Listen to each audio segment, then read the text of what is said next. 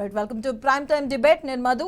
AP పునర్విభజన జరిగి తెలంగాణ రాష్ట్రం ఏర్పడి 10 ఏళ్లు గడిచిన ఇప్పటి వరకు పరిష్కృతం కానటువంటి ఆస్తుల విభజన, బకాయిల చెల్లింపు అంశాలపై చర్చించడానికి తెలుగు రాష్ట్రాల ముఖ్యమంత్రులు మరోసారి భేటీ అవడం జరిగింది. అలాగే చంద్రబాబు, రేవంత్ మొదటిసారిగా భేటీ అవుతున్నారు. హైదరాబాద్లోని ప్రజాభవన్లో తెలంగాణ ముఖ్యమంత్రి రేవంత్ రెడ్డి, ఏపీ సీఎం చంద్రబాబు నాయుడు సమావేశం అవడం జరిగింది. మరి కాసేపట్లో ఈ అంశాలకు సంబంధించి కూడా ఇద్దరు ముఖ్యమంత్రులు కూడా వచ్చి మాట్లాడబోతున్నారు. ప్రధానంగా ఈ చర్చలో షెడ్యూల్ 9కి సంబంధించి షెడ్యూల్ 10లో ఉన్నటువంటి సంస్థల విభజనపై చర్చించే అవకాశం ఉందంటూ కొన్ని వార్తలు వినిపిస్తున్నాయి. అలాగే షెడ్యూల్ 9లోని 91 సంస్థల ఆస్తులు, అప్పులు, నగదు నిల్వల పంపిణీపై కేంద్ర హోంశాఖ షీలా భిడే కమిటీ వేయడం జరిగింది. అలాగే వీటిలో 68 సంస్థలకు సంబంధించినటువంటి పంపిణీకి సంబంధించి అభ్యంతరాలు ఏమీ లేవు. అలాగే మిగతా 23 సంస్థల పంపిణీలకు సంబంధించి ఇరు రాష్ట్రాల మధ్య ఏకాభిప్రాయం కుదరలేదు. అలాగే ఇది ఇలా సంబంధించి అలాగే నీటి సమస్యకు సంబంధించి ఎక్కువగా చూసుకుంటే ఆర్థిక వ్యవస్థకు సంబంధించి ఎక్కువగా ఆర్థిక ముడుపులకు సంబంధించి కూడా ఎక్కువగా అయితే వినిపిస్తుంది. రెండు తెలుగు రాష్ట్రాలు ముఖ్యమంత్రులు కూడా భేటీ అవ్వడం జరిగింది. అలాగే ఈ భేటీలు అనేవి గతంలో కూడా జరిగాయి. కేసీఆర్తో పాటు చంద్రబాబు గతంలో కలవడం జరిగింది. అలాగే కేసీఆర్, జగన్ కూడా కలవడం జరిగింది. ఇప్పుడు చంద్రబాబు, రేవంత్ రెడ్డి కూడా మరోసారి ఆయన కలవడం జరిగింది. అలాగే చంద్రబాబు, అలాగే రేవంత్ మొదటిసారిగా అయితే కలుస్తున్నారు. పలు అంశాలు అయితే చర్చకు రాబోతున్నాయి. అలాగే అధికారులు కూడా పాలు పంచుకోవడం జరిగింది. చూద్దాం, ఒక 2 గంటల వరకు కూడా ఈ చర్చలు కొనసాగే అవకాశం ఉంది. అలాగే ఇదే అంశంపైన ఈరోజు మనతో పాటు డిబేట్లో పాల్పంచుకుంటున్నారు కాంగ్రెస్ నుంచి జావేద్ గారు, అలాగే బీఆర్ఎస్ నుంచి బొమ్మర రామూర్తి గారు మన స్టూడియోలో ఉన్నారు. అలాగే టీడీపీ నుంచి కంచర్ల విజయభాస్కర్ గారు మన స్టూడియోలో ఉండడం జరిగింది. బీజేపీ నుంచి అల్జాపూర్ శ్రీనివాస్ గారు మనతో పాటు యాడ్ అవుతారు. గుడ్ ఈవినింగ్ అండి. నమస్తే శ్రీనివాస్ గారు, మొదటిగా మీ నుంచే స్టార్ట్ చేస్తా. టీడీపీ ఇది రెండోసారి చర్చల్లో, మొదటిసారి కేసీఆర్తో కూడా విభజన జరిగిన తర్వాత విభజన హామీలకు సంబంధించి ఇలా సమస్యల గురించి కూడా జరగడం జరిగింది. ఈరోజు మళ్ళీ కొత్తగా ఏర్పడినటువంటి 2 ప్రభుత్వాలు కూడా ఈరోజు చర్చలకు వెళ్తున్నారు. సో ఎలా ఉండబోతుంది అనుకుంటున్నారు? ఎలా ఉంటుంది అసలు? శ్రీనివాస్ గారు సార్, మీరు మీ నుంచి స్టార్ట్ చేస్తున్నారు. శ్రీనివాస్ గారు అన్నారు, సారీ విజయభాస్కర్ గారు సారీ కంచర్ల విజయభాస్కర్ గారు, టీడీపీ. ఈరోజు అంటే గత 10 సంవత్సరాలుగా అపరిష్కృతంగా ఉన్న ఈ అంశాల మీద మీరు చెప్పినట్లుగా 9th షెడ్యూల్లో ఇంకా 23 ఇష్యూస్ ఉన్నాయి పెండింగ్లో. అదేవిధంగా 10th షెడ్యూల్లో 30 ఇష్యూస్ పెండింగ్లో ఉన్నట్టు మనకు సమాచారం. మొత్తం 53 ఇష్యూస్ బోత్ షెడ్యూల్స్లో పెండింగ్లో ఉన్నట్లుగా తెలుస్తుంది. ఈ 53 ఈ 2 షెడ్యూల్స్లో ఉన్న పెండింగ్ ఇష్యూస్తో పాటు తిరిగి కొత్తగా కేసీఆర్ తెలంగాణ ఉద్యమాన్ని నడిపిన రోజుల్లో కేసీఆర్ గారు మాకు పాత తెలంగాణ ఇవ్వండి అని కోరి ఆయన ఆ విధంగా తెలంగాణని సాధించడం జరిగింది. అయితే తిరిగి నిన్న ఇటీవల జరిగిన ఎన్నికల్లో మేమేం తీసిపోయామని చెప్పి కాంగ్రెస్ వాళ్ళు కూడా మేము ఒక 5 గ్రామాలు అడగాలనుకుంటున్నాం, వీటిని కాంగ్రెస్ మేనిఫెస్టోలో కూడా పెట్టదలుచుకున్నాం అని గాంధీ భవన్లో ప్రకటించారు. దానికి కొనసాగింపుగా ఇక మరలా బీఆర్ఎస్ నుంచి హరీష్ రావు గారు మేమేం తీసుకోలేదు, మేము ఇంకా తెలంగాణ ఉద్యమం పూర్తి అయిందని అనుకోవట్లేదు, ఆల్రెడీ ఏపీలో ఉన్నటువంటి ఇంతవరకు మేము కోరినటువంటి దిగువ సీలేరు హైడ్రో ఎలక్ట్రికల్ ప్రాజెక్ట్ని మాకు ఇవ్వమని కోరుతున్నాం. అదేవిధంగా పోలవరం ఆర్డినెన్స్ బిల్లు ద్వారా 7 మండలాలను ఇవ్వడం జరిగింది. పోలవరం ప్రాజెక్టు కింద ఆ 7 మండలాలు మళ్ళీ వెనక్కి తీసుకోవాలని ఉంది మాకు. అదేవిధంగా 5 గ్రామాలను కూడా మేము అడుగుతున్నాం. ఈ 5 గ్రామాలు ఏ అంటే పురుషోత్తంపట్నం, కన్నాయిగూడెం, ఎటపాక, గుండాల, ఈ విధంగా ఈ 5 గ్రామాలను కూడా మేము అడగాలనుకుంటున్నాం. సో అని ఈ విధంగా హరీష్ రావు గారు ప్రకటన చేయడం జరిగింది. అదేవిధంగా కాంగ్రెస్ వాళ్ళు మరలా మేమేం తీసుకోలేదు, ఇంకా మీకంటే ఎక్కువ డిమాండ్ చేస్తాం అన్నట్లుగా నిన్న కొత్త అంశాలు లేవదీశారు. ఇంతవరకు ఎప్పుడూ లేని కొత్త అంశాలు. హరీష్ రావు దిగువ సీలేరు ప్రాజెక్టును గురించి మాట్లాడితే, అదేవిధంగా 7 మండలాలను వెనక్కి తీసుకుంటామనే నినాదం కూడా గత 10 సంవత్సరాల్లో ఎప్పుడూ లేదు. మొన్న ఎన్నికల సందర్భంలో ఒక్కసారి ఆ ప్రస్తావన తీసుకొచ్చారు, అంతవరకే. ఆ తర్వాత కాంగ్రెస్ వాళ్ళు 5 గ్రామాలని లేటెస్ట్గా తీసుకొచ్చారు. సరే, ఇప్పుడు ఏంటంటే కాంగ్రెస్ వాళ్ళు బీఆర్ఎస్ వాళ్ళు కూడా డిమాండ్ చేస్తున్నారు కాబట్టి మేమేం తీసుకోలేదని చెప్పడానికి వాళ్ళు కొత్త కొత్త అంశాలు, అంటే ఆంధ్రాలో తీర ప్రాంతం బాగుంది, 1030 కిలోమీటర్ల పైగా తీర ప్రాంతం కలిగినటువంటి ఆంధ్రప్రదేశ్లో మాకు భాగస్వామ్యం కల్పించండి, అదొకటి. 2, టీటీడీ బోర్డులో మాకు భాగస్వామ్యం కల్పించండి, బోర్డులో భాగస్వామ్యం కాకుండా టీటీడీ ఇతర విషయాల్లో కూడా భాగస్వామ్యం కల్పించండి. అదేవిధంగా మా కృష్ణపట్నం, గంగవరం ఫోర్టు, మచిలీపట్నం ఫోర్టులు, మాకు ఫోర్టులు లేవు కాబట్టి, తెలంగాణకి సముద్రం లేదు కాబట్టి ఆ సముద్రాన్ని కూడా మాకు భాగస్వామ్యం చేయండి, అందులో 3 ఫోర్టుల్లో భాగస్వామ్యం కల్పించండి అని చెప్పేసి నిన్నటి నుంచి తెర మీదకి తీసుకొచ్చారు. సో ఏంటి ఇవన్నీ అంటే స్పెక్యులేషన్స్? వీటన్నిటిని రావణ కాష్టం కింద తెలంగాణ ఉద్యమాన్ని రావణ కాష్టంగా మార్చదలుచుకున్నారు. అంటే ప్రజారంజక పరిపాలన అందించి ప్రజలను రంజింపజేసి ప్రభుత్వాలు గద్దెక్కాలి, కానీ ఎప్పుడు ఏదో ఒక సమస్యను నానబెట్టి ఎప్పుడు ప్రజల్లో ఒక సెంటిమెంట్ని రాజేసి ఆ సెంటిమెంట్ ద్వారా లబ్ధి పొందాలనే ఉద్దేశాలు కనిపిస్తున్నాయి. కానీ ప్రజారంజకంగా వాళ్ళు అధికారంలోకి వచ్చి కాంగ్రెస్ వాళ్ళు 7 మాసాలు ఏమైంది, ప్రజారంజకంగా పరిపాలించి రేపు నెక్స్ట్ గడ ఎన్నికల్లో ప్రజలు మెప్పు పొంది అధికారంలోకి వస్తే అది సమంజసంగా ఉంటుంది. అంతేగాని ఆరని జోలగా ఈ తెలంగాణ సెంటిమెంట్ని ఎన్నాళ్ళ పాటు వీళ్ళు ఈ విధంగా రాజేస్తూ వస్తారు. దాన్ని తిరస్కరిస్తేనే కాంగ్రెస్ వాళ్ళు నిన్న అధికారంలోకి వచ్చారు. ఆ విషయాన్ని విస్మరించి తిరిగి మరలా కొత్త కొత్త అంశాలు, 1030 కిలోమీటర్ల తీర ప్రాంతాన్ని కోరేవాళ్ళు, టీటీడీలో భాగస్వామ్యం కోరేవాళ్ళు, పోర్టుల్లో భాగస్వామ్యం కోరేవాళ్ళు. అసలుకి రాష్ట్ర విభజన ఎందుకు అలాంటప్పుడు? అసలు రాష్ట్ర విభజన అక్కర్లేదు కదా, ఇప్పుడు అందరం ఐకమత్యంగా ఉంటే పోతుంది కదా. మరి కలిసి ఉండాలనుకున్నప్పుడు ఈ తెలంగాణ ఉద్యమం ఎందుకు లేవదీసినట్టు? తెలంగాణ ఉద్యమం లేవదీసిన తర్వాత కేసీఆర్ గారు అడిగినట్లుగా సోనియా గాంధీ గారు ఆయన ఏమడిగాడో అవన్నీ ఇచ్చింది. ఆ తర్వాత వాళ్ళు ఇంకా ఈ సడి చప్పుడు లేకుండా వ్యవహరించారు.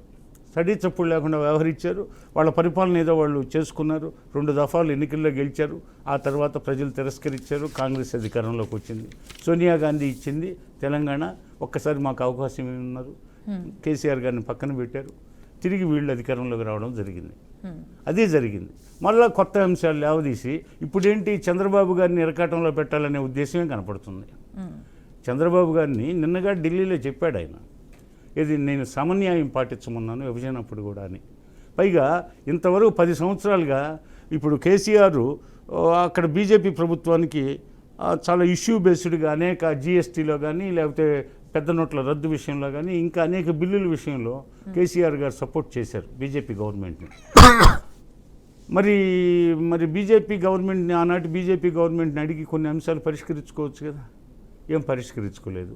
తనకు అనుకూలమైన జగన్ ప్రభుత్వం ఏపీలో వచ్చింది. మరి వాళ్ళిద్దరి మధ్య అప్పుడప్పుడు చర్చలు జరిగాయి. మరి ఆ చర్చల్లో ఏం పరిష్కారం చేశారు? అన్ని పెండింగ్ ఇష్యూసే ఇంతవరకు. ఇప్పుడు ఉన్న 50 జరిగాయంటే చెప్పుకోదగ్గర కూడా చర్చలు కూడా అన్నిసార్లు ఏం చర్చలు కూడా జరగలేదు. అంటే ప్రజా సమస్యలు పూర్తయ్యి విభజన హామీలు చట్టాలు కానీ ఏవైతే అనుకున్నారో అవంతా పూర్తయిన అంత పరంగా ఏం చర్చలు ఏం జరగలేదు ఇంతవరకు తెలిసినంత. 1-2 సార్లు కలవడం జరిగింది. కాదు, మార్చి 15వ తేదీ హోమ్ మినిస్ట్రీకి సంబంధించి అమిత్ షా గారు ఒక ప్రకటన చేశారు. ఈ సంవత్సరం మార్చి 15. అది ఏపీ భవన్ సమస్య పరిష్కారం చేసినట్లుగా ప్రకటించారు. ఇది రేవంత్ రెడ్డి ప్రభుత్వం వచ్చిన తర్వాత. అంతకుముందు జగన్తో చర్చలు జరిపి కేసీఆర్ గారు పాత సెక్రటేరియట్లో ఏపీ భవనాలని తాను తీసుకున్నాడు. అట్లాగే అసెంబ్లీలో పాత అసెంబ్లీ భవనం, ఎమ్మెల్సీ శాసనమండలి భవనం, వీటన్నిటిని తీసుకున్నాడు. అవి భవనాలు తీసుకున్నారు తప్పితే ఆర్టీసీ సమస్యలు పరిష్కారం కాల. అదేవిధంగా ఆంధ్రప్రదేశ్లో తెలంగాణ ఉద్యోగులు 712 మంది ఉన్నారు. వాళ్ళు మేము వస్తాం తెలంగాణకు అంటున్నారు. అది ఇప్పుడు విధులు ఉద్యోగాలు అని కోరారు. మరి ఆర్టీసీ కార్మికులకు సంబంధించింది. ఆర్టీసీ ఎప్పుడు నష్టాల్లో నడుస్తుంది. అటువంటి ఆర్టీసీలో అనేక పోస్టులు ఫిలప్ చేయాలి. మరి 10 సంవత్సరాల్లో కేసీఆర్ గారు ఆర్టీసీలో అసలు ఉద్యోగ నియామకాలు లేకుండా అలాగే ఉంచాడు. అదేవిధంగా ఆర్టీసీ ఆ మధ్య 58 రోజులు ధర్నాలు చేశారు. వాళ్ళు నిరసన తెలియజేశారు. ఎక్కడ ఆర్టీసీ బస్సులు అక్కడ ఆగిపోయాయి లాస్ట్ 4 years బ్యాక్. అంటే కొన్ని ఇష్యూస్ని వాళ్ళు మర్చిపోయారు, పట్టించుకోలే. గత ప్రభుత్వాలు ఈయన రేవంత్ రెడ్డి గారి ప్రభుత్వం వచ్చిన తర్వాత కేసీఆర్కే గారు తెలివితేటలు ఉండేది, మాకు ఇంకా తెలివితేటలు ఉన్నాయి అన్నట్టు ఇప్పుడు సముద్ర తీర ప్రాంతంలో భాగస్వామ్యం అంటున్నాడు, ఫోర్టుల్లో భాగస్వామ్యం అంటున్నాడు, తిరుమల తిరుపతి దేవస్థానంలో భాగం అంటున్నాడు. అలా అయితే భద్రాచలం ఒకప్పుడు రాజమండ్రి రెవెన్యూ డివిజన్లో ఉండేది అంతర్భాగంగా. భద్రాచలం ఏపీకి సంబంధించింది. అంటే అసలు మనం చరిత్రలోకి తొంగి చూస్తే భద్రాచలం తానీషా పరిపాలించాడు. గోల్కొండ నవాబు తానీషా కులీ కుతుబ్ షా వంశానికి చెందినటువంటి తానీషా పరిపాలించాడు. ఆయన కింద హిందూ మంత్రులు అక్కన్న మాదనలు ఉండేవాళ్ళు. వాళ్ళ మేనల్లుడు కంచర్ల గోపన్న తహసీల్దార్గా ఉండేవాడు. ఆయన్నే భక్త రామదాస్ అంటారు. తర్వాత ఆయనకి శ్రీరామచంద్రుడు, లక్ష్మణుడు వీళ్ళు ప్రత్యక్షమై ఆయన చెరసాల నుంచి విడిపించిన గాథ మనం విన్నాం. ఆ తర్వాత బ్రిటిష్ వాళ్ళు వచ్చిన తర్వాత అనేక ఒప్పందాల్లో భాగంగా ఆంధ్ర ప్రాంతంలోకి భద్రాచలం పోయింది. అంటే రాజులు మారినప్పుడు రాజ్యాలు మారుతుంటాయి, సరిహద్దులు మారుతుంటాయి. అయితే బ్రిటిష్ వాళ్ళు వచ్చిన తర్వాత రాయలసీమను దత్తమండలాలు అనేవాళ్ళు. అదేవిధంగా అక్కడ ఇప్పుడు విజయనగర సంస్థానం, బొబ్బిలి సంస్థానం ఇలాంటి సంస్థానాలు ఉన్నాయి. ఆ సంస్థానాల్లో కొన్ని ప్రాంతాలు ఉన్నాయి. మళ్ళీ మనం ఇప్పుడు మాట్లాడుకుంటున్న వీరిద్దరి కలయిక ఎజెండా ఇది అని కూడా బయటికి చెప్పలేదు, కానీ మనం కొన్ని వరకు మాట్లాడుకుంటున్నాం. ఎందుకంటే ఇద్దరు ముఖ్యమంత్రులు కలిసినప్పుడు ఈ చర్చలు సరిహద్దులు సమస్యలు అన్నారు. సరిహద్దులు ఒక రాజ్యంలో విస్తరిస్తాయి, మరో రాజ్యంలో కుచించుకుపోతాయి సరిహద్దులు. కాబట్టి భద్రాచలం ఆధునిక భారతంలో భద్రాచలం స్వాతంత్రానికి పూర్వం కానీ స్వాతంత్రం తర్వాత కానీ రాజమండ్రి రెవెన్యూ డివిజన్లో ఉండేది. ఆ పట్టణాన్ని, ఆ పుణ్యక్షేత్రాన్ని ఆంధ్రప్రదేశ్కి ఇవ్వకపోయినా ఆంధ్రులు ఎవరూ డిమాండ్ చేయలే. భగవంతుడు ఎక్కడున్నా ఒకడే, సర్వంతర్యామి. కాబట్టి నంబర్ 2 అదేవిధంగా భద్రాచలమే కాకుండా మునగాల సంస్థానం ఉంది. మునగాల సంస్థానం అది మనకి కోదాడకి సమీపంలో ఉంటుంది. జగ్గాయిపేట కోదాడకి మధ్యలో ఉంటుంది మునగాల సంస్థానం. ఆ సంస్థానం ఏపీలో ఉండేది. మరి అందులో ఉండే గ్రామాలని మాకు ఇవ్వకుండా తెలంగాణకి ఇచ్చారని అసలు ఏపీ వాళ్ళు భద్రాచలం టౌన్ కానీ మునగాలను కానీ విజయభాస్కర్ గారు దాని గురించి కూడా మనం చర్చిద్దాం. ఎందుకంటే మనకి టైం కూడా తక్కువగా ఉంటుంది. మిగతా గెస్టులు కూడా ఉన్నారు. అలాగే మనతో పాటు యాడ్ అయ్యారండి బీజేపీ నుంచి అల్జపూర్ శ్రీనివాస్ గారు, అలాగే ఇక్కడ మన బొమ్మ రామూర్తి గారు. ఇప్పుడు ఇవి ఇద్దరు ఇప్పుడు ముఖ్యమంత్రుల కలెక్టర్ కూడా ప్లాన్ ఆఫ్ యాక్షన్ ఎలా ఉంటే బాగుంటుందని మీరు అనుకుంటున్నారు? ఎందుకంటే గతంలో ముఖ్యమంత్రి మీనెత్తో కూడా చర్చలు జరిగాయి, అన్ని సమస్యలు పరిష్కారం రాలేదు. స్టార్టింగ్లో కొన్ని లిమిటెడ్గా కొన్ని వేలతో మాట్లాడుకునే మాత్రమే. అండ్ ఇంకొకటి ఇప్పుడు ఏవైతే మీరు మాట్లాడుతున్నారో మీ నేతలు కానీ మీ కార్యకర్తలు ఇవన్నీ కొన్ని స్పెక్యులేషన్స్ పెడుతున్నారు, కావాలని ఇరుకని పెట్టాలని అని అంటున్నారు. సో మీరేమంటారు? అందరికీ నమస్కారం. బీఆర్కే న్యూస్ ప్రేక్షకులకు అలాగే నాతో డిబేట్లో పాల్గొంటున్న పెద్దలకు అందరికీ నమస్కారం. నిజంగా ఈరోజు మాత్రం ఇది ఒక ఇద్దరు తెలంగాణ ద్రోవులు కలిసి తెలంగాణ అంశం గురించి మాట్లాడడం ఇది తెలంగాణ ప్రజలకు మాత్రం చీకటి రోజు ఇది. ఎందుకంటే తెలంగాణ రాష్ట్రం ఇది తెలంగాణ రాష్ట్రం రావడం ఇష్టం లేని ఒక ఇద్దరు దొంగలు ఈరోజు కలిశారు. తెలంగాణ రాష్ట్రం రాకుండా అడ్డుపడ్డ వారిని వీళ్ళే కదా. తెలంగాణ రాష్ట్రానికి అడ్డుపడి తెలంగాణ రాష్ట్రం వద్దన్న వాళ్ళు వీళ్ళిద్దరే. అప్పుడు వీళ్ళిద్దరూ ఒకే పార్టీలో ఉన్నారు. అప్పుడు శిష్యుడు అంటే నేను శిష్యుని కాదు, నేను సహచరుని అని ఈయన అంటాడు. మరి ఆయన ఏమన్నారు కానీ ఆయనతో ఆధ్వర్యం ఆయనే స్వయంగా అన్నాడు, నా యొక్క పలుకుబడి ప్రకారమే 7 మండలాలు తీసుకున్నారు. ఆ రోజు మోడీ గారితో నేనే చెప్పాను, నేనే మాట్లాడాను కాబట్టే తెలంగాణలో ఉన్న 7 మండలాలు నేను చెప్పడం వల్లనే మేము ఆంధ్రాకు రావడం జరిగిందని ఆయనే స్వయంగా చెప్పారు. కాబట్టి తెలంగాణ అస్తిత్వాన్ని కానీ తెలంగాణ వాదాన్ని కానీ తెలంగాణ అభివృద్ధిని కానీ వీళ్ళిద్దరు ఎప్పుడూ ఆకాంక్షించని వాళ్ళు. కాబట్టి వీళ్ళిద్దరి వల్ల ఈ తెలంగాణ ప్రాంతానికి ఏదో జరుగుతుంది అనుకోవడం మాత్రం అది చాలా ఏమనుకోవాలో ఇక అర్థం కావడం లేదు. కానీ ఖచ్చితంగా తెలంగాణ రాష్ట్ర ముఖ్యమంత్రిగా రేవంత్ రెడ్డి గారు ఆయనకి ఇష్టం లేకున్నా లేక బలవంతంగా వచ్చినా ఎంతోమంది మేధావులు కాంగ్రెస్ పార్టీలో ఉన్నా ఆయనను తీసుకొని వచ్చి ముఖ్యమంత్రి చేసిన తెలంగాణ ప్రజల ఆకాంక్షల కోసం పనిచేయాల్సిన అవసరం అయితే ఉన్నది. ఎందుకు అంటే ఆయన 7 మండలాలు ఆయనే నేను ఇచ్చానన్నాడు, మరి ఆయనే తిరిగి ఇవ్వాలి. ఇప్పుడు మాట్లాడేది ఆయన ముఖ్యమంత్రిగా ఉన్నారు కదా, ఆయనే తిరిగి ఇవ్వాలి. మా శ్రీలేరు పవర్ ప్లాంట్ కూడా ఈ తెలంగాణకు సంబంధించినవి వెళ్ళాయి. తర్వాత తెలంగాణ నుంచి ఆంధ్ర పోవాలన్నా 5 గ్రామాలు దాటి మళ్ళీ ఆంధ్రాకు పోవాలి. తెలంగాణకు పోవాలి. తెలంగాణకు పోవాలంటే 5 గ్రామాలు ఆంధ్రాయి దాటాలి. కాబట్టి అవి వాటి వల్ల కనీసం డంపింగ్ యార్డ్ కూడా భద్రాచలంలో దానికి సంబంధించినవి లేదు. కాబట్టి కనీసం అక్కడ రెవెన్యూ పొలాలు కూడా లేవు. కాబట్టి ఏ అభివృద్ధి జరగాలన్నా భద్రాచలానికి అవి చాలా అడ్డొస్తున్నాయి. కాబట్టి రేపు కరకట్ట కట్టాలన్నా ఇంకేదైనా చెయ్యాలన్నా భద్రాచలానికి అదొక్కటే కాదు. 10 సంవత్సరాలు ఉమ్మడి రాజధాని అన్నారు, అయిపోయింది 10 సంవత్సరాలు. చాలా క్లియర్గా 10 సంవత్సరాలు అయిపోయింది. కాబట్టి ఆంధ్రాకు తెలంగాణకు ఎలాంటి సంబంధాలు లేకుండా చేసుకోవాలి. ఎవరి అభివృద్ధి వాళ్ళు చేసుకోవాలి. అక్కడ వాళ్ళ అభివృద్ధి చేసుకోవాలి. ఇక్కడ అభివృద్ధికి మేము విరోధులం కాదు కదా. వాళ్ళ అభివృద్ధి వాళ్ళు చేసుకోవాలి. తెలంగాణ అభివృద్ధి తెలంగాణ జరగాలి. మళ్ళీ ఇంకా పొత్తులో కొన్ని ఉంచుదాం, కొన్ని అది చేద్దాం. ఇప్పుడే పెద్ద ఆయన ఒక మాట అన్నాడు విజయభాస్కర్ గారు. ఏమన్నారు? సార్ అవి అడుగుతున్నారు ఇవి అడుగుతున్నారు కదా, కలిసి ఉంటే అదే కుట్ర జరుగుతుంది. మళ్ళా కలిసి ఉండాలనే ఒక దుర్మార్గమైన కుట్ర, మళ్ళా కలిసి ఉండాలనే ఒక దుర్మార్గమైన కుట్ర మళ్ళీ స్టార్ట్ చేస్తున్నారు. పార్టీ కూడా ఉన్న అధికారంలో ఉంది కదా, అప్పటి నుంచి కూడా అలానే ఉండిపోయేందుకు సమస్యలు, కొన్ని సమస్యలు తీర్చాల్సింది ఈ కేంద్రము. రెండు రాష్ట్రాలతో పాటు కేంద్ర ప్రభుత్వం ఎప్పుడు మాకు అడ్డునే కదా. తెలంగాణ ప్రాంతానికి ఇష్టం లేదు, మోడీ కూడా ఇష్టం లేదు కదా.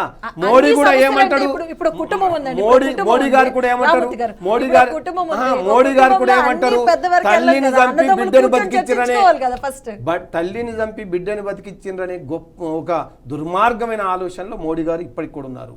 కాబట్టి మోడీ గారు కానీ, చంద్రబాబు నాయుడు గారికి కానీ, రేవంత్ రెడ్డికి కానీ ఈ యొక్క తెలంగాణ రాష్ట్రం ప్రత్యేకంగా ఏర్పడి ఇది గొప్పగా అభివృద్ధి చెందాలని ఈ ముగ్గురికి లేదు. అది మా బాధ. ఒక ఉద్యమకారుడిగా, పోరాటం చేసిన వాళ్ళుగా మేము వాళ్ళతోటే కదా కొట్లాడింది, వాళ్ళ వల్లనే కదా మా బిడ్డల ప్రాణాలు పోయింది. ఎగ్జాంపుల్ గా సరే, ఇప్పుడు ఒక కుటుంబం ఉంది, అన్నదమ్ములు ఉన్నారు, ఒక 3-4, ఏదైనా గొడవ పడ్డారు, ఆస్తి విషయంలోనే గొడవలు జరుగుతూ ఉంటాయి. అలాంటప్పుడు అన్నదమ్ములు కూర్చొని ఫస్ట్ మొదటిగా మాట్లాడుకున్న తర్వాత కదా ఊరు పెద్దల దగ్గరికి వెళ్తారు. నేను చాలా క్లియర్ తెలంగాణ మనోభావాలు కానీ, తెలంగాణ అస్తిత్వానికి కానీ, తెలంగాణ అభివృద్ధికి కానీ ఎలాంటి ఆటంకాలు ఈ ఇద్దరు కలిసి చేసినా ఖచ్చితంగా తెలంగాణ సమాజం తిరగబడుతుంది. అది ఆ విషయం రేవంత్ రెడ్డి గారికి బాగా తెలుసు, ముఖ్యంగా చంద్రబాబు నాయుడు గారికి కూడా తెలుసు. కాబట్టి మీ గురువు అంటారో, మీ సహచరు అంటారో, ఏమంటారో మీరు అనండి. కానీ తెలంగాణకు రావాల్సిన ఏవైనా తెలంగాణకు హక్కుని కాపాడే దిశలో వారు ప్రయత్నం చేస్తే అందరూ అప్రిషియేట్ చేస్తారు, లేకపోతే మాత్రం ఖచ్చితంగా తిరగబడతారు. కాబట్టి ఈ కలయిక తెలంగాణ ప్రజల అభిష్టానికి వ్యతిరేకంగా ఉండకూడదు. ఇప్పుడు వాళ్ళు అసలే వ్యతిరేకులు, కాబట్టి వ్యతిరేకులు కలిసినప్పుడు వ్యతిరేకంగానే ఉంటుంది. అలా ఉండకూడదు అనేది మా భావన. అలాగే మనతో పాటు బీజేపీ నేత కూడా ఉన్నారండి. బీజేపీ నుంచి కూడా మనకి శ్రీనివాస్ గారు ఉన్నారు. శ్రీనివాస్ గారు, good evening. Very good evening అమ్మా. సో శ్రీనివాస్ గారు, ఇద్దరు ముఖ్యమంత్రులు కలిశారు, సమస్యలపైన చర్చిస్తున్నారు. అలాగే ఇక్కడ రామూత్ గారు కూడా అన్నారు, మీ వైపే వేలు చూపిస్తున్నారు, మీ పార్టీ వైపు, అంటే కేంద్రమే సహకరించాలి, కేంద్రం ఇంకా ఇష్టం లేదా అంటారు. మీరేమంటారు? నిజంగా 10 సంవత్సరాల తర్వాత కూడా మళ్ళీ తెలంగాణ ప్రజల్ని కావచ్చు, లేదంటే ఆంధ్ర ప్రజల్ని కావచ్చు, రెచ్చగొట్టే విధంగా కొన్ని పార్టీలు ఇంకా మాట్లాడడం అన్నది చాలా దురదృష్టం. ఇవాళ ఇద్దరు ముఖ్యమంత్రులు కూర్చొని మాట్లాడుకొని పరిష్కారం చేసుకోవాలనే ఒక ఆలోచన రావడం, దాన్ని స్వాగతించాలి. ఎన్నాళ్ళు ఈ యొక్క పేచి పెట్టుకుంటారు అపరిష్కృతంగా, ఎన్నాళ్ళు ఈ యొక్క పెండింగ్ లో పెట్టుకుంటారు ఇవన్నీ ఇష్యూస్ అన్ని కూడా. వన్స్ డివిజన్ అయిపోయింది, 2 రాష్ట్రాలు ఏర్పడ్డాయి, 2 సార్లు ఎలక్షన్ జరిగినాయి, 3 సార్లు జరిగినాయి. ఇంకా ఆ విషయాల మీద ఒక దిక్కు ఆ వైపు నుంచి ఒక మాజీ మంత్రి అంటే పేరుని నాని 2 రాష్ట్రాలు ఒక్కటి కావాలి ఇప్పటికని చెప్పేసి, ఇప్పుడేమో ఇంకా టిఆర్ఎస్ వాళ్ళు దాన్ని సహించలేకపోతున్నారు. ఇష్యూస్ అయితే రిజాల్వ్ కావాలి కదా, అడ్రస్ చేయాలి కదా, స్వాగతించాలి కదా. ఎన్నాళ్ళు ఈ యొక్క పెండింగ్ ఇష్యూల మీద మాట్లాడుకుంటా రాజకీయం కోసం పబ్బంగా గడుపుకుంటాం ఎవరైనా కానీ మంచిది కాదు కదా. డెఫినెట్ గా ప్రాపర్టీస్ డివిజన్ లో కొన్ని అభ్యంతరాలు ఉండొచ్చు, కొన్ని డిమాండ్స్ ఆ వైపు నుంచి అవతల వైపు నుంచి కావచ్చు, లేకుంటే అవతల వైపు డిమాండ్స్ ఇతల వైపు నుంచి కావచ్చు. పరిష్కారం అయ్యే పరిస్థితి లేకపోతే it may take some time. దానికి ఓపిక పట్టాలి. ఒక్క మీటింగ్ లో అన్ని కావండి. ఒక మీటింగ్ లో ఒకరోజు ఉద్యమం, ఒక్కరోజు బంద్ కలిగితే ఏ ఉద్యమం కూడా సక్సెస్ కాదు. ఆ డిమాండ్స్ ఏ సర్కార్ కూడా ఒప్పుకోదు. ఇది కూడా అంతే. పెండింగ్ ఇష్యూస్ చాలా ఉన్నాయి. Lot many issues are there. వాటి మీద ఫేజ్ వైజ్ మీటింగ్స్ అయితే అంటే కొన్ని రిజాల్వ్ చేసుకుంటా పోతారు. మిగతా అన్ని కూడా with in span of time కావాలని కోరుకోవాలి. దానికి బీజేపీ సహకరిస్తుంది. ఇది బీజేపీ కేంద్ర ప్రభుత్వం సంబంధించిన విషయం అసలుకే కాదు. ఇది కేవలం 2 రాష్ట్రాల ఇష్యూస్. చాలా కేటగిరికల్ గా ఆ యొక్క 9th షెడ్యూల్ గురించి కావచ్చు, 10th షెడ్యూల్ గురించి కావచ్చు, ఆ రీఆర్గనైజేషన్ ఆఫ్ స్టేట్స్ యొక్క ఆ యాక్ట్ లో అనేక అంశాలు పొందుపరచబడ్డాయి. వాటి ఆధారంగా చేసుకోవాలి. అదికు ఇంతకుముందు చెప్పినారు కంచర్ల గారు, భద్రాచలం నుంచి ఇష్యూ తీసుకొచ్చినారు. అరే ఉంటాయి, అంత ఈజీ కాదు. మళ్ళీ కొత్త మాట డిమాండ్ చేయకండి. ఆ వైపు 5 గ్రామ పంచాయత్ సర్పంచ్లు తీర్మానం చేసి ఏపీ నుంచి తెలంగాణ కల్పన వాళ్ళు డిమాండ్ చేసినారు. ఇవన్నీ కూడా మళ్ళా కొత్తగా అయితే నేను అనుకోవడం లేదు. కొత్తగా ఆ యొక్క ఎజెండాలో యాడ్ అయితే నేను అనుకోవడం లేదు. ఎక్కడి వరకు అయితే వచ్చి ఆగినాయో అక్కడి మట్టుకే. కానీ వారి ఇష్టం, 2 రాష్ట్రాలు ఇక్కడి కొన్ని గ్రామాలు అటు కలపాలన్నా, అక్కడ కొన్ని గ్రామాలు ఇటు కలపాలన్నా ఇష్టంతో చేసుకుంటా అంటే we don't have any objection. కానీ స్వాగతించాలి. ఆ ఇష్యూస్ మీద మీ అభిప్రాయం చెప్పాలి, కానీ పేచి పెంచే విధంగా ఉండద్దని నా అభిప్రాయం. మంచి శుభ పరిణామం కదా. లక్కీ ఏంటంటే వాళ్ళిద్దరు కూడా ఒకే పార్టీ నుంచి ఎదిగినటువంటి ముఖ్యమంత్రులు. వీరి మాటకు వారు గౌరవం ఇవ్వాలి, వారి మాటకు వీరు గౌరవం ఇవ్వాలి. గవర్నమెంట్ సేవలో, నాట్ పొలిటికల్ పార్టీ రిపెట్టెడ్గా ప్రభుత్వాల పరంగా ఆ రాష్ట్ర ఇంట్రెస్ట్ కాపాడడానికి వారు మాట్లాడతారు, ఈ రాష్ట్ర ఇంట్రెస్ట్ కాపాడడానికి వీరు మాట్లాడతారు. బట్ ఎనీవే సమ్హౌ ఆ ఇష్యూస్ అన్ని రిజాల్వ్ కావాలని మా భారతీయ జనతా పార్టీ కోరుకుంటా ఉన్నది. ఇంకా ఇంతకన్నా ఎక్కువ పెండింగ్ పెట్టద్దు. ఒకటి కంటిన్యూగా 1, 2, 3, 4 బయటకులలో ఇవన్నీ కూడా రిజాల్వ్ చేసుకుంటే మంచిది. సహకరించుకునేట్టుకు అవకాశం ఉంటుంది.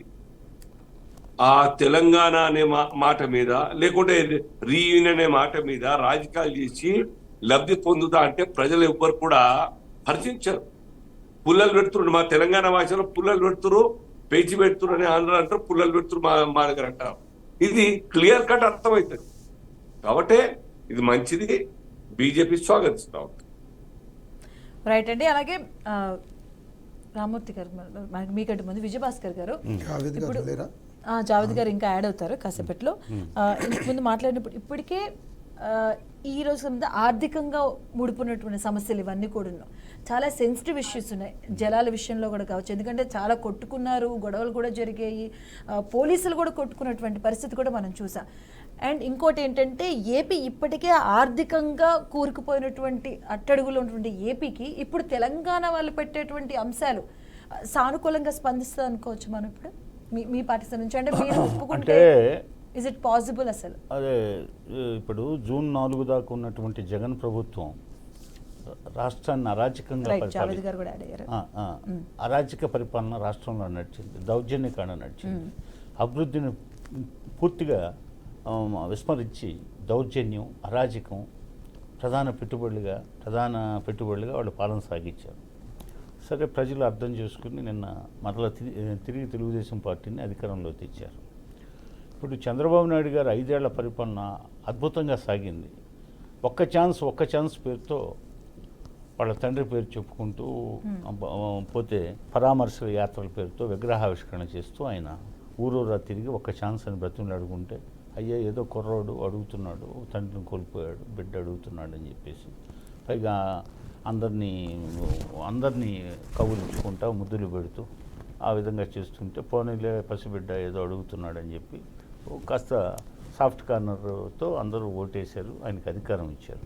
ఆయన అవకాశాన్ని 5 ఏళ్లలో వినియోగించుకోపోగా రాష్ట్రాన్ని అల్లకల్లోలంగా మార్చి రాష్ట్రంలో నిరంతర అలజడి, ఏ విధంగా సముద్రం రోజు ఘోషతో ఉంటుందో తెలుగు మన ఏపీ అంతా ప్రతి నిత్యం అలజడితో ఆందోళనతో అట్టుడికిపోయిన పరిస్థితుల్లో ఓటరు విజ్ఞతతో ఆలోచించి నన్ను తిరిగి ఊహించినంత మెజార్టీని తెలుగుదేశానికి దాని మిత్రపక్షాలకు కట్టబెట్టడం జరిగింది.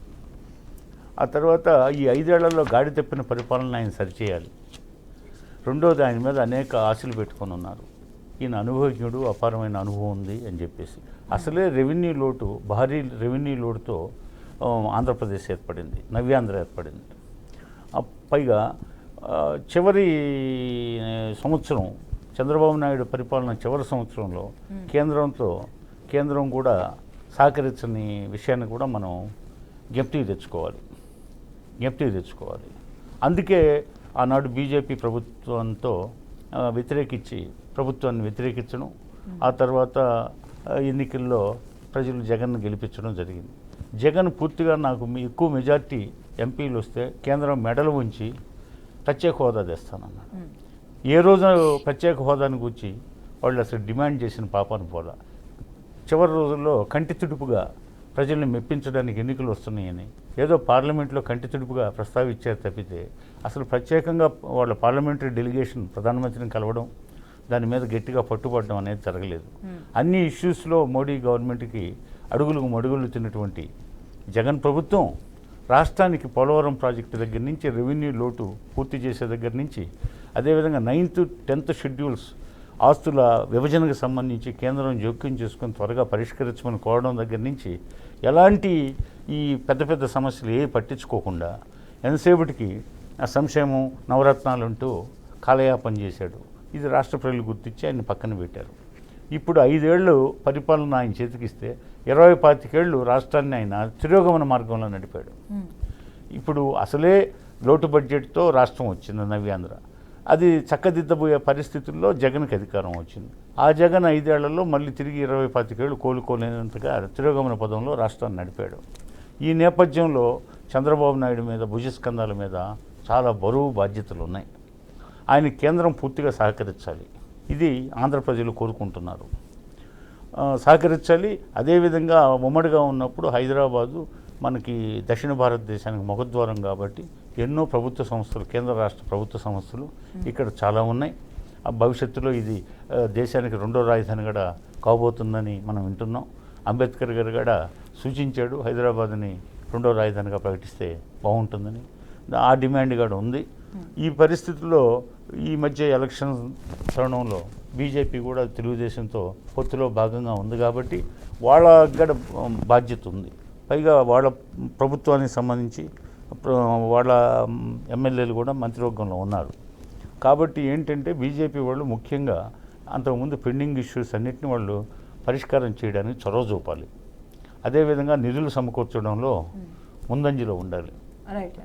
లేకపోతే ఆంధ్రప్రదేశ్ ముక్క చెక్కలైపోయినటువంటి రాష్ట్రాన్ని తిరోగమన మార్గంలో నడిపినటువంటి జగన్ను వల్ల ఇంకా బడ్జెట్ 11 లక్షల కోట్ల అప్పు చేసి ఈరోజు అప్పులు పుట్టే పరిస్థితి లేదు, అప్పులకు వడ్డీ కట్టే పరిస్థితి లేదు. పైగా జీతాలు ఆయన ప్రభుత్వ హయాంలో నెల జీతాలు ఇవ్వలేక సతమతం అయ్యాడు. అన్ని సంక్షేమ కార్యక్రమాలతో ప్రజలను ఆకట్టుకుంటే మరలా అధికారం వస్తుందనే ఉద్దేశంతో ఆయన పరిపాలన సాగిస్తే జావేద్ గారు యాడ్ అయ్యారు. ఆయన వ్యూ కూడా తీసుకుందాం. జావేద్ గారు గుడ్ ఈవినింగ్ అండి. నమస్తే అండి. Good evening madam. సో ఇరు రాష్ట్రాల చెప్పండి. ఈ డిబేట్ లో పాల్గొంటున్నటువంటి మిత్రులందరికీ కూడా నమస్కారాలు తెలుపుకుంటా ఉన్నాను. ముఖ్యంగా ఏదైతే తెలంగాణ ఆనాటి కాంగ్రెస్ పార్టీ ఆశించి ఇచ్చిందో, ఆ ఇచ్చినప్పుడు చేసినటువంటి చట్టంలో చూపించిన విధంగా ఏదైతే కాజీపేట్ కోచ్ ఫ్యాక్టరీ అయినా, మైనింగ్ యూనివర్సిటీ అయినా, ఐఏఎం అయినా, ఎయిమ్స్ అయినా, ఇలాంటివి అనేకం చట్టంలో పొందుపరిచి తెలంగాణ రాష్ట్రానికి విభజన చట్టంలో ఈ రకంగా ఉంటుంది.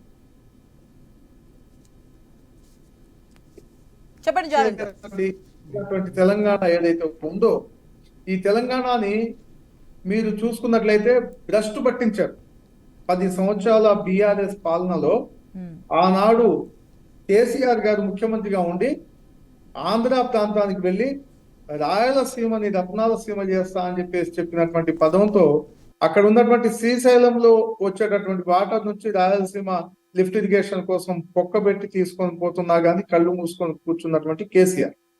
ఒక పక్క బీజేపీ రాగానే ఏదైతే బ్లాక్ మెయిల్ చేస్తూ కేసీఆర్ ని ఇక్కడ ఉన్నటువంటి మండలాల్ని ముంపు గ్రామాలుగా చూపించేసి 7 మండలాలని తీసుకెళ్లేసి ఆంధ్ర ప్రాంతాలని కలుపుతున్నా గానీ కనీసం పట్టించుకున్నటువంటి కేసీఆర్, కనీసం తెలంగాణ విభజన చట్టంలో ఏదైతే చూపించినటువంటి సంస్థలు ఏదైతే ఉన్నాయో వాటిని తీసుకురాకపోయినప్పటికీ ఆ రోజు ఉన్నటువంటి పరిస్థితిలో కాంగ్రెస్ పార్టీ పరంగా ఆ రోజు కూడా మేము ఫైట్ చేశాం.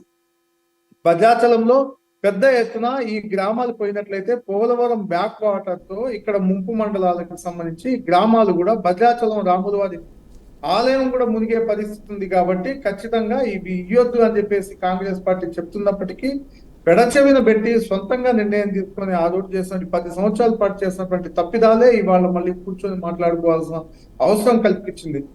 9వ షెడ్యూల్ 10వ షెడ్యూల్లో చూపించిన విధంగా ఏదైతే చట్టం చేశారో ఆ చట్టంలో భాగంగా 10 సంవత్సరాల పాటు చేసుకుంటూ వస్తే ఈ సమస్య ఇవాళ ఉండేది కాదు. ఇవాళ కూర్చొని మాట్లాడుకోవాల్సిన పరిస్థితి ఇద్దరు సీఎంలకు వచ్చేది కాదు. విద్యుత్ కొనుగోలు విషయంలో కూడా ఛత్తీస్గఢ్ రాష్ట్రం నుంచి విద్యుత్ కొనుగోలు చేస్తూ తెలంగాణ రాష్ట్రానికి గ్రిడ్ లేనటువంటి అది కూడా తెలుసుకొని మనకు ఆనుకొని ఉన్నటువంటి మహారాష్ట్రలో మనకు ఆనుకొని ఉన్నటువంటి కర్ణాటకలో విద్యుత్ కొనుగోలు చేయకుండా మధ్యలో ఆంధ్ర ప్రాంతం దాటి ఛత్తీస్గఢ్ నుంచి విద్యుత్ కొనుగోలు చేయడం వల్ల గ్రిడ్ కి సంబంధించి మనం అనేక బిల్లులు వాళ్లకు రెంట్ రూపేణా చెల్లించాల్సిన అవసరం మనకు వచ్చింది.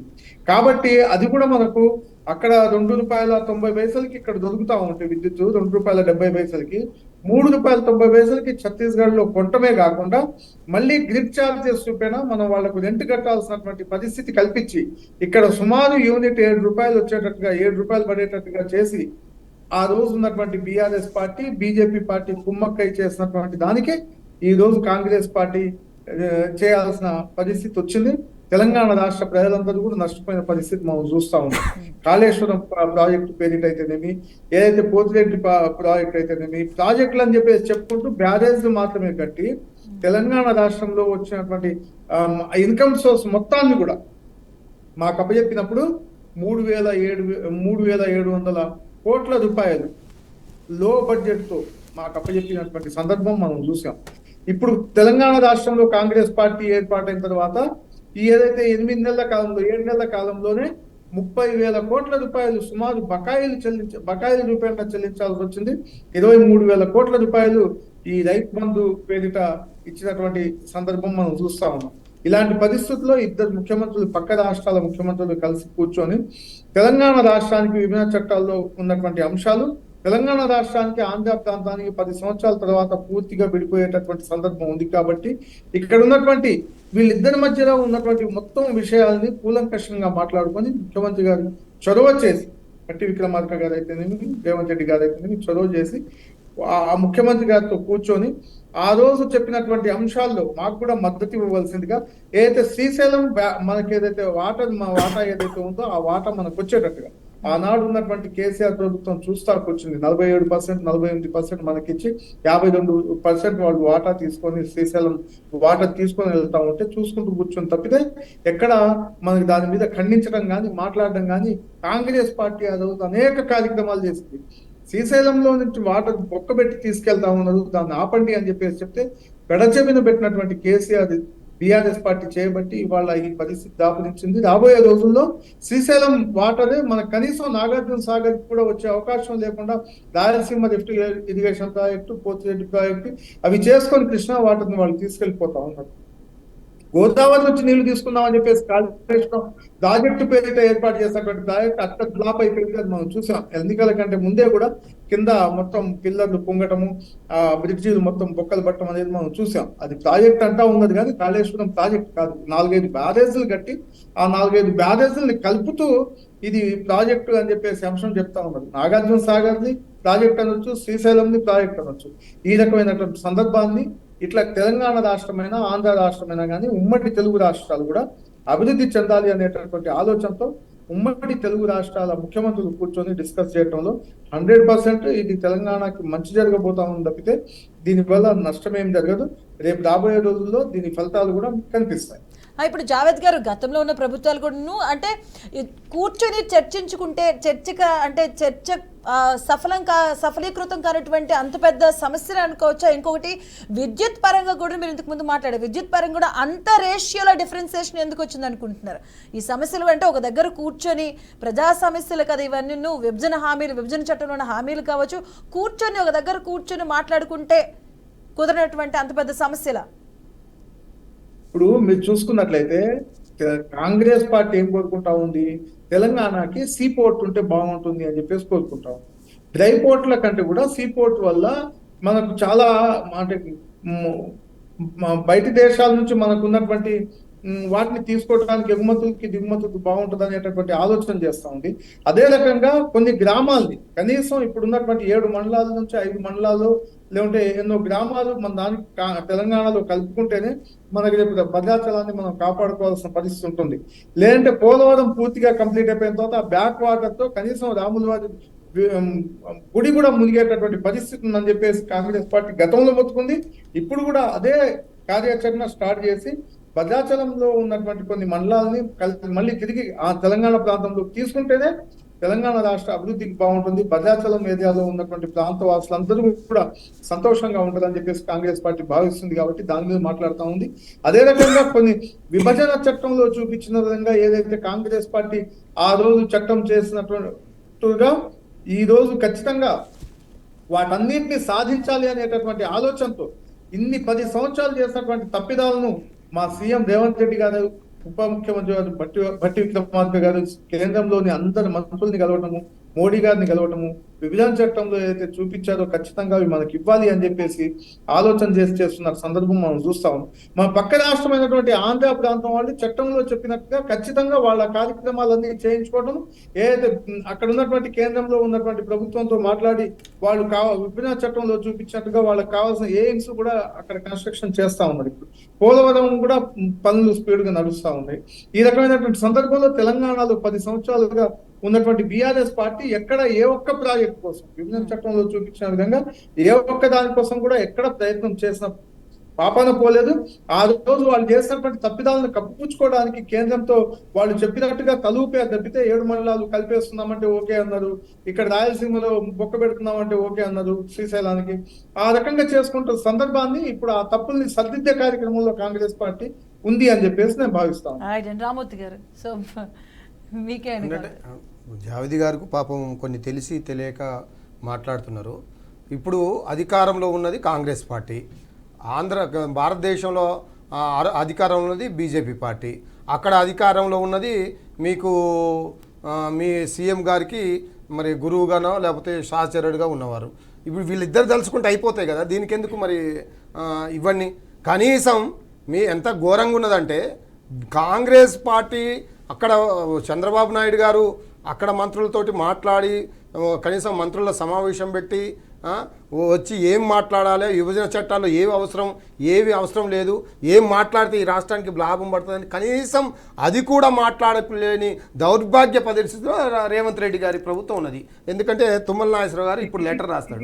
ఒక మంత్రివర్గంలో ఉన్న ఒక మంత్రి, ఆ మంత్రి మనకు ఇది కావాలని అడగండి అని చెప్పే లెటర్ రాసే అంత దౌర్భాగ్య పరిస్థితిలో కాంగ్రెస్ ప్రభుత్వం ఈ రాష్ట్రంలో ఉన్నదంటే దానికి ఇక సిగ్గుపడాలి అసలు.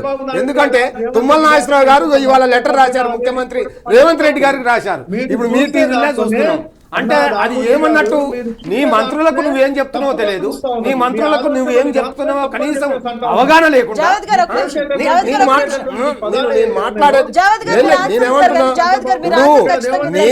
నేనే స్వయాన నా ప్రోద్బలంతో నేనే 7 మండలాలు గుంజుకున్నానని చంద్రబాబు నాయుడు గారు, మరి ఆ 7 మండలాన్ని ఇవ్వమని చెప్పండి, తిరిగి ఇవ్వమని చెప్పండి. మీరే అన్నారు కదా, ఒక్క రోజైనా ఏ రోజైనా బీఆర్ఎస్ పార్టీ ఎంపీలు పార్లమెంట్లో పోరాడుతుంటే ఒక్క రోజైనా అటు కాంగ్రెస్ ఎంపీలు కానీ అటు బీజేపీ ఎంపీలు కానీ ఇగో నిజమే బీఆర్ఎస్ పార్టీ ఎంపీలు అడుగుతున్నది వాస్తవమని ఎప్పుడన్నా చెప్పారా? ఏ దానికన్నా కనీసం సహకరించారా? ఏ రోజు కూడా తెలంగాణ అస్తిత్వం గురించి కానీ, తెలంగాణ అభివృద్ధి గురించి కానీ, తెలంగాణ సంస్థల గురించి కానీ, తెలంగాణ వ్యవస్థల గురించి కానీ ఏనాడు మాట్లాడని మీరు ఈరోజు ఏదో అధికారంలోకి వచ్చినాం, ఏదో జరుగుతున్నదని బీఆర్ఎస్ పార్టీని ఇబ్బంది పెట్టే మాటలు మాట్లాడితే ఇక్కడ ఎవరు ఊరుకోరు. నేనేమంటున్నా అంటే ఇప్పుడు మీరే కదా, ఇప్పుడు నేనేమంటున్నా, ఇప్పుడు నేను అడిగేది, ఇప్పుడు బయ్యారం ఉక్కు తెలంగాణ హక్కు అని పోరాటం చేసింది బీఆర్ఎస్ పార్టీ. మీకు దమ్ము ధైర్యం ఉంటే బయ్యారం ఉక్కు ఫ్యాక్టరీని మొదలు పెట్టమనండి, బయ్యారం నుంచి ఉక్కు తీసేది మొదలు పెట్టమనండి, మీ కోచ్ ఫ్యాక్టరీని మొదలు పెట్టమనండి. ఎవరు వద్దంటున్నాడు? మేమైనా అడ్డుకుంటున్నామా? 7 మండలాలు తీసుకురండి, తెలంగాణ ప్రజలకు ఉపయోగపడే సీలేరు కరెంటుని కూడా పవర్ ప్లాంట్ కూడా తీసుకోండి. తీసుకోవాలనే కదా మేము కోరేది. చేస్తే తెలంగాణ రాదు. పొన్నం ప్రభాకర్ గారు కూడా తెలంగాణ కోసం పోరాటం చేసినటువంటి వ్యక్తి. అలాంటి వ్యక్తి ఈ రోజు కూర్చొని మాట్లాడుతూ ఉన్నారు. ఏం కూర్చొని మాట్లాడారు? అరే మీ మంత్రులే చెప్తున్నారు కదబ్బా. కాదు కాదు జావేద్ గారు, మీ మంత్రులే చెప్తున్నారు. మీ మంత్రులే ఒక ముఖ్యమంత్రికి లెటర్ రాసే దౌర్భాగ్య పరిస్థితి ఎందుకు వచ్చింది? దానికి చెప్పరాదు, దానికి సమాధానం చెప్పండి. తెలంగాణ ఆ రోజు ఇచ్చిన పార్టీగా ఏ రకంగా ఎందుకు ఇచ్చామనేటటువంటి అట్లా కాదు. మీరు మీ మంత్రివర్గంలో ఉన్న ఒక మంత్రికి కూడా తెలియకుండా ఈ అంశాల మీద మాట్లాడుతున్నాం అనే పరిస్థితి ఎందుకు రాకుండా అయింది? ఎందుకు చెప్పలేకపోతున్నాడు రేవంత్ రెడ్డి గారు? 10 సంవత్సరాలు అయిపోయింది కదా. మన హక్కుల్ని మనం కాపాడుకోవాలి. ఏం హక్కులు కాపాడుతారు? ఎవరు కాపాడుతారు? ఆంధ్ర మనకిచ్చారు చట్టంలో ఏదైతే చూపించారో అవన్నీ సాధించుకోవడానికి వాళ్ళ ఈ సమావేశం ఏర్పాటు చేస్తారు. నేనేం అడ్డుపడతా లేదు. బీఆర్ఎస్ పార్టీ అడ్డుపడతా లేదు. బీఆర్ఎస్ పార్టీ అడుగుతుంది. తప్పులకి అరే మళ్ళీ తప్పులు అంటావు. మీకు దమ్ము లేక, మీకు ధైర్యం లేక బీఆర్ఎస్ పార్టీ దిగి అధికారం దిగిపోవటం వెంటనే కరెంటు కోతలు వచ్చింది. ఎవరి ద్వారా? మీకు శాతగానితనం వల్ల. మీరు మెయింటైన్ చేయలేకపోయారు. మీకు కేసీఆర్ గారు అవతలకు పోవటమే నీళ్లు బంద్ అయినాయి నాగార్జున సాగర్ నుండి. మరి ఎట్లా బంద్ అవుతాయి? అటు పోవటమే కాళేశ్వరం నుండి నీళ్లు బంద్ అయినాయి. ఎట్లా బంద్ అవుతాయి? అంటే మీకు చేత కాదు, మీకు మెయింటెనెన్స్ చేత కాదు. అబద్ధాలాడి అధికారాలకు వచ్చిండ్రన్నా, అబద్ధాలాడి అధికారాలు వచ్చారు. ఏ ఒక్కటి కూడా నెరవేర్చలేదు. దానికి తోడు ఇప్పుడు తెలంగాణకు అయిష్టంగా ఉన్న వాళ్ళు వీళ్ళిద్దరు కూడా ఏకమయ్యారు. అది మా బాధ. ఇప్పుడు వీళ్ళు ఏం చేస్తారో మళ్ళీ ఆంధ్రాలోకి మళ్ళీ బీఆర్ఎస్ కాంగ్రెస్ తెలంగాణను కలపాలని ఏమైనా దుర్మార్గమైన కుట్ర జరుపుతారేమో అని ఒక భయం తెలంగాణలో ఉన్నది. తెలంగాణ కాంట్రాక్టర్ రావాల్సినటువంటి డబ్బులకి వాళ్ళు రోడ్డు మీద పడి ఇద్దరు ఒకటే కాబట్టి కేసీఆర్ గారు ఇచ్చినటువంటి పనులు చేశాం.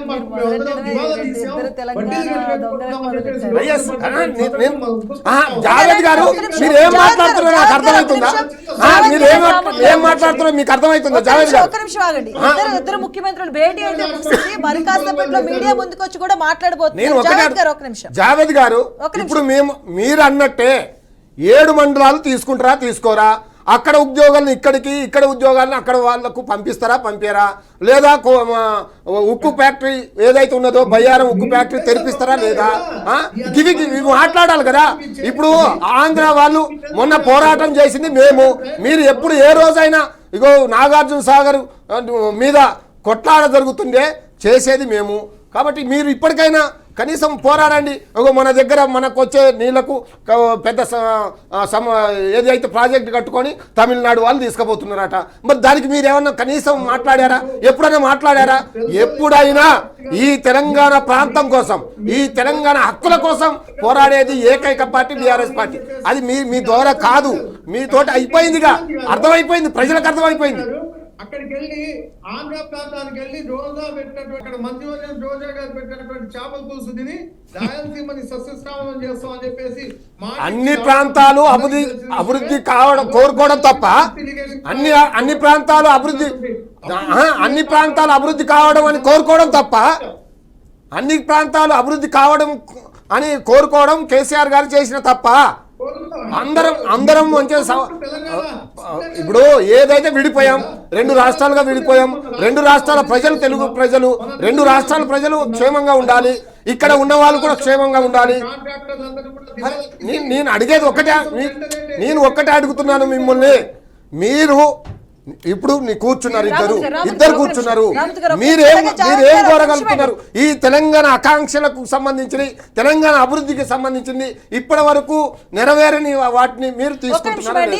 ఒక నిమిషం మాట్లాడదాం. ఇరు రాష్ట్రాలకు సంబంధించిన సీఎంల భేటీ కూడా అయితే ప్రస్తుతానికి అయితే ముగిసింది. మరి కాసేపట్లో ఇద్దరు సీఎంలు కూడా మాట్లాడే అవకాశం కూడా కనిపిస్తుంది. ముఖ్యంగా మంత్రులతో, కమిటీ అధికారులతో మరొక కమిటీని కూడా ఏర్పాటు చేయడం మాట్లాడడం జరిగింది. కొన్ని కృష్ణా జలాల వాటాను కూడా తేల్చారని తెలంగాణ రాష్ట్రం నుంచి అంశం వచ్చినట్టుగా తెలుస్తుంది. అలాగే ఏపీలో కలిపినటువంటి తెలంగాణ గ్రామాలను ఇవ్వాలని తెలంగాణ ప్రభుత్వం కోరుతుంది. అలాగే టీటీడీ మెంబర్స్ అండ్ ఆదాయం ఆస్తుల్లో గతంలో 42.58% ఏదైతే ఉందో కూడా ఆస్తులకు సంబంధించి కూడా, అలాగే కృష్ణపట్నం, మచిలీపట్నం, గంగవరం పోర్టులో వాటా కూడా కావాలని తెలంగాణ వైపు నుంచిగా వచ్చినటువంటి అంశాలుగా కనిపిస్తున్నాయి. ప్రజాభవన్లో అయితే తెలుగు రాష్ట్రాల ముఖ్యమంత్రుల భేటీ అయితే ముగిసింది. సమస్యల పరిష్కారం కోసం 2 కమిటీలను అయితే వేయాలని నిర్ణయించినట్టుగా అయితే తెలుస్తూ ఉంది.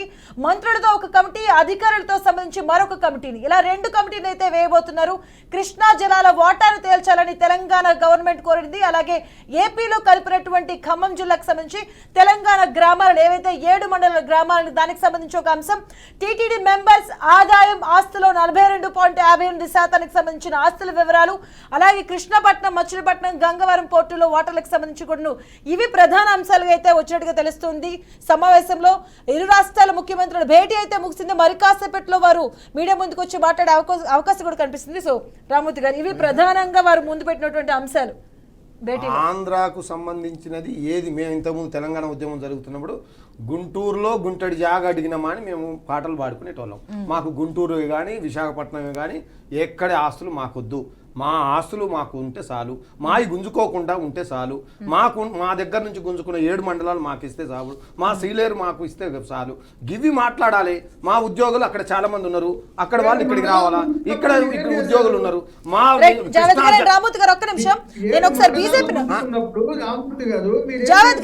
పోరాడినాం కదా, మీరే కదా నోరు మూసుకొని సహకరించింది, మీరే కదా.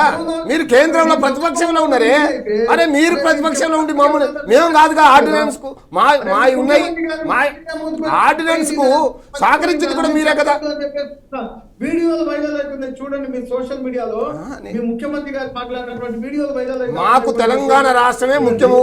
అప్పుడున్న పరిస్థితిని తెలంగాణ రాష్ట్రం ఏ విషయంలో కూడా కొర్రీపడవద్దన్న ఉద్దేశంతో కొన్నిటికి మేము సహకరించినాము. వాటిని మళ్ళీ మేము దక్కించుకోవాలి. తెలంగాణ రాష్ట్రం అయితే దక్కుతాయని కోరుకున్నాం. ఒక్క నిమిషం, బీజేపీ శ్రీనివాస్ గారిని మాట్లాడాల్సి కోరుకుంటున్నా. శ్రీనివాస్ గారు, ఇప్పుడు పెద్దన పాత్రగా ఉండబోతుంది బీజేపీ, పెద్దన పాత్రగా ఉంది కూడా. సో మీ వైపుగా ఎలాంటి సహకారం ఉండబోతుంది, అలాగే ఎలాంటి పెద్దన పాత్రగా ఎలా పోషించబోతున్నారు బీజేపీ? ఏ అంశాలు రావడం జరిగింది కూడా చెప్పండి. ఫస్ట్ అయితే కేంద్ర ప్రభుత్వము ఒక పాత్ర ఇప్పుడే రాదండి. 2 రాష్ట్రాల ముఖ్యమంత్రులు కూర్చొని ఆ యాక్ట్ ప్రకారంగా ఈ యొక్క ఇష్యూస్ మీద రిజాల్వ్ చేయాల్సిన బాధ్యత వీళ్ళది. కొత్త ఇష్యూ తీసుకొచ్చి ఈ యొక్క మీటింగ్ యొక్క పరిష్కారం కాకుండా లేచిపోవడం అంటే అది కావాలని కొత్త ఇష్యూ తీసుకొచ్చి సమస్య అపరిష్కృతంగా పెట్టాలనే ఉద్దేశమే బయటపడుతుంది. కానప్పుడు ఇది ఈ మాట మేము చెప్పడం కాదు, గతంలో సుప్రీంకోర్టు చెప్పింది. గతంలో సిడబ్ల్యూసి వాటర్ షేరింగ్ గురించి సిడబ్ల్యూసి కూడా చెప్పింది. గవర్నర్లు ఉన్నారు, ముఖ్యమంత్రులు ఉన్నారు, రాష్ట్ర ప్రజాప్రతినిధుల యొక్క ఆలోచన వైపు ఆ యాక్ట్ ప్రకారంగా పంచుకోవాలి, రిజాల్వ్ చేసుకోవాలని చెప్పడం జరిగింది. ఎన్నడన్నా కేసీఆర్ గారు ఎప్పుడో ప్రయత్నం చేస్తారు ఇటువంటి విషయాలు. ఎంత రెచ్చగొట్టే మాటలు మాట్లాడినారు. ఆ ప్రాంత ప్రజల్ని రెచ్చగొట్టే విధంగా మాట్లాడితే ఈ ప్రాంత ప్రజలకు కృష్ణా నదిలో ఓటా తేల్చమని ఎన్నిసార్లు మాట్లాడండి సారు? ఏం మాట్లాడుతున్నారు మీరు? కృష్ణా నదిలో మాకు రావాల్సిన హక్కును తేల్చమని ఎన్నోసార్లు మాట్లాడారు కదా. అరే మీరు పచ్చి అబద్ధాలు మాట్లాడితే ఎట్లా? పిచ్చి అబద్ధాలు మాట్లాడితే ఎట్లా? సిడబ్ల్యూసి కూడా చెప్పడం జరిగింది, ఇది మ్యాటర్ ఆఫ్ 2 స్టేట్స్, కూర్చొని మాట్లాడాలని చెప్పేసి. గవర్నర్ గారు కూడా ఇక్కడ నరసింహన్ గారు కూడా చెప్పడం జరిగింది, పిలవడం జరిగింది, మాట్లాడే ప్రయత్నం చేయడం జరిగింది. ఎందుకు కాలేదు? మనసు ఉంటే మార్గం ఉంటుంది. కొత్త ఇష్యూ తీసుకొచ్చి రెచ్చగొట్టే మాటలు మాట్లాడితే అనవసరంగా కాలయాపన తప్ప ఇంకేమీ లేదు. అంటే ఇప్పుడు కొత్త కేటగిరీగా నాకు ఒక్కటే అడుగుతాం గారు, ఇప్పుడు కొత్తగా ఇష్యూ బీఆర్ఎస్ పార్టీ అధికారంలో లేదు, కాంగ్రెస్ పార్టీ అధికారంలో ఉన్నది, అక్కడ టీడీపీ పార్టీ అధికారంలో ఉన్నది, మీరు కేంద్రంలో ఉన్నారు. చేయాల్సింది ఎవరు ఇప్పుడు? అది చెప్పండి. మళ్ళీ కేసీఆర్ గారు రావాలా? జరగాలని చెప్పేదే బీజేపీ. దాంట్లో సమర్థాల మనుషులు అకర్మంకు ఇషారా కాపీ కూర్చొని మాట్లాడి సెటిల్ చేసుకోవాలి. లొత్తిని తొండి చేయడం వల్ల టైం వేస్ట్ అవుతుంది. ఇప్పుడు దీనివల్ల ఏం సాధిస్తాం మనం? కృష్ణా జలాల్లో తెలంగాణకు రావాల్సిన వాటర్ రాకుండా అడ్డుకున్నదే కేంద్రం. అది మళ్ళీ మీరు ఎందుకు మర్చిపోతున్నారు నాకు అర్థం కావడం. గంగవరం పోర్టు, ఇంకో పోర్టు వాటర్ కావాలి, లేకుంటే రీయూనియన్ కావాలి, ఇంకో నాయకుడు ఇంకో పార్టీ మాట్లాడడం, ఇవన్నీ కూడా అదే అంటున్నా, అవి మాట్లాడుతున్నారు అంటే అర్థమైంది. మళ్ళీ ఈ రెండు రాష్ట్రాల్లో పెద్ద మనిషి విజయభాస్కర్ గారు అన్నట్టు ఈ రెండు మాట్లాడుతున్నారు, మాకు ఆ పోర్టులో వాటా ఈ వాటా అంటే ఈ వాటాలు అయినప్పుడు నిజంగా విడిపోవడం ఎందుకు? మీరన్న మాటే కదా. ఈ అంశం తెస్తున్నారంటే అర్థమైంది. కుట్ర, ఆ కుట్ర ఎక్కడో ఉన్నది, ఆ కుట్ర ఉంది, ఆ కుట్రలు వద్దు. మీరు 10 ఏళ్ళు పాలించింది టిఆర్ఎస్ పార్టీ, 10 ఏళ్ళు ఈ యొక్క రాష్ట్రాన్ని పాలించింది. అక్కడేమో 11-12 లక్షల కోట్ల బాకీలు చేస్తారు, ఇక్కడేమో 7,80,000 కోట్ల వేల యొక్క బాకీలు చేస్తారు, కోట్ల బాకీలు చేస్తారు. ఈ రాష్ట్రాన్ని ఉద్ధరించింది ఏమున్నది? అరే కేవలం మీరు కేంద్రంలో మీరు అధికారంలో ఉన్న రాష్ట్రాల కంటే మీరు కేంద్రంలో అధికారంలో ఉన్న రాష్ట్రాల కంటే బీజేపీ రాష్ట్రాల కంటే బీఆర్ఎస్ పార్టీ తెలంగాణ రాష్ట్రం చాలా తక్కువ చేసింది. అది చెప్పండి. అలాగే శ్రీనివాస్ గారు, రామత్ గారు, మనకి టైం కూడా తక్కువగా ఉంది. ఇరు రాష్ట్రాల ముఖ్యమంత్రుల మీటింగ్ కూడా ముగిసింది. రైట్ శ్రీనివాస్ గారు, రైట్, మనకైతే టైం చాలా తక్కువగా ఉంది. థ్యాంక్ యూ సో మచ్ అండి రామత్ గారు అండ్ అలాగే విజయభాస్కర్ గారు అండ్ శ్రీనివాస్ గారు అండ్ జావేద్ గారు, థ్యాంక్ యూ సో మచ్ అండి. ఎందుకంటే రాష్ట్రాల ముఖ్యమంత్రుల మీటింగ్ కూడా కంప్లీట్ అయింది. మరి కాసేపులో వాళ్ళు మాట్లాడబోతున్నారు. సో చూద్దాం వాళ్ళు ఏం మాట్లాడతారండి. ప్రస్తుతానికైతే ఈ 10 years ఏదైతే ఉందో ఆ 10 years కంప్లీట్ అయిపోయింది. సమస్యలు అయితే అక్కడే ఉంది. ఇప్పుడైతే ఒక కొత్త అడుగు పడిందని కూడా విశ్లేషకులు కూడా అంటున్నారు. ఇరు రాష్ట్రాల ముఖ్యమంత్రులు వచ్చి మాట్లాడడం, కొన్ని అధికారులు కూడా కొన్ని అంశాలను వారు ముందు పెట్టడం జరిగింది. అలాగే అంశాలను కూడా చర్చించారు. ఎలాంటి పరిష్కారం వస్తుందంటే ఫ్యూచర్ అయితే తెలవబోతుంది. రైట్, ఇదండి వాళ్ళ special debate. Keep watching BRK News.